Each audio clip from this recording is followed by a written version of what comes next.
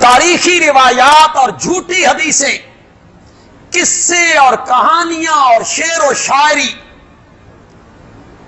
اس طرح اس واقعہ میں کی گئی اور لوگوں کے دماغوں میں یہ بات راسخ کر دی گئی کہ ہم غریبوں کے لیے یہ مسئلہ بن گیا کہ ہم جب اصل حقیقت پیش کرتے ہیں اور اس پیپ والے پھوڑے پر نشتر رکھتے ہیں تو تکلیف تو بندہ نشہ بھی نہ دے وے، اور پیپ زدہ پھوڑے پہ بندہ نشتر رکھے تکلیف تو ہوتی ہے۔ پھر بندے قلب لاتے ہیں یہ کیا ہے، یہ کون سی نئی بات، پھر ہم الزامات کی زد میں آ جاتے ہیں۔ ایک طرف سے آواز آتی ہے یزیدی نے، تمہارے پاس بس یہی الزام رہ گئے، یزیدی ہیں۔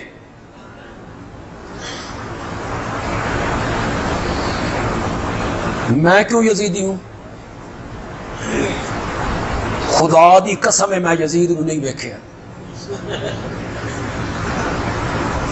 نہ میں نے اس کی بیعت کی ہے میں نے بیعت، نہ میں نے یزید کو دیکھا۔ خدا کے لیے آپ میں جو تاریخ جاننے والے لوگ ہیں نا، تھوڑی یہ میرے کو تقریر کرواؤ، تسی تقریر کرانا مطلب ہے کہ میں اشارہ کروں تو تم بات اس طرح کرو کہ مجھے سمجھ آ جائے، انہوں نے پہلے پتا سی، تھوڑی سی آواز لگائیں آپ میرے ساتھ۔ میں کیوں یزیدی ہوں؟ نہ میں نے یزید کو دیکھا، نہ میں نے یزید کی بیعت کی۔ یزیدی وہ ہوں گے جنہوں نے اس کے ہاتھ پر بیعت کی تھی، وہ میرے نبی کا چچا زاد بھائی عبداللہ ابن عباس تھا جی۔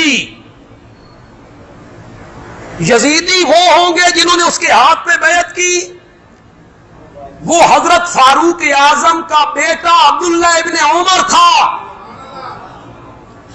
اٹھاؤ بخاری، میں تاریخ کا حوالہ ہی نہیں دینا چاہتا، بخاری میں لکھا ہوا۔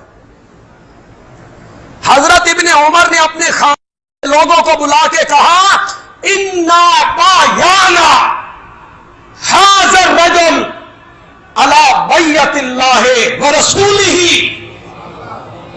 یا بخاری سے لفظ مٹا سکتے ہو تو مٹاؤ۔ ابن عمر نے کہا ہم نے اس بندے کی بیعت کی ہے اللہ اور رسول کی بیعت سمجھ کے۔ میں کیوں یزیدی ہوں؟ یزیدی وہ ہوں گے جنہوں نے اس کے ہاتھ میں بیعت کی ہے، یزیدی وہ ہوں گے جنہوں نے اس کے پیچھے نمازیں پڑھی ہیں، یزیدی وہ ہوں گے جنہوں نے 51، 52، 53 ہجری میں اس کی امامت میں حج کی ہے۔ بتاؤں نام؟ 51، 52، 53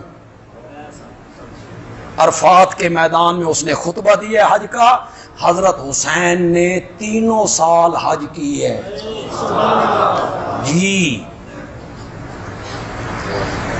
تم نے تاریخ کو مسخ کیا، اب ہم جب حقیقت بیان کرتے ہیں اس پردے کو ہٹانا چاہتے ہیں، دبیز پردے سرکانا چاہتے ہیں، تو پھر کہتے ہو یہ یزیدی ہیں، یہ حضرت حسین کو باغی کہتے ہیں، یہ حضرت حسین کو غلط کہتے ہیں۔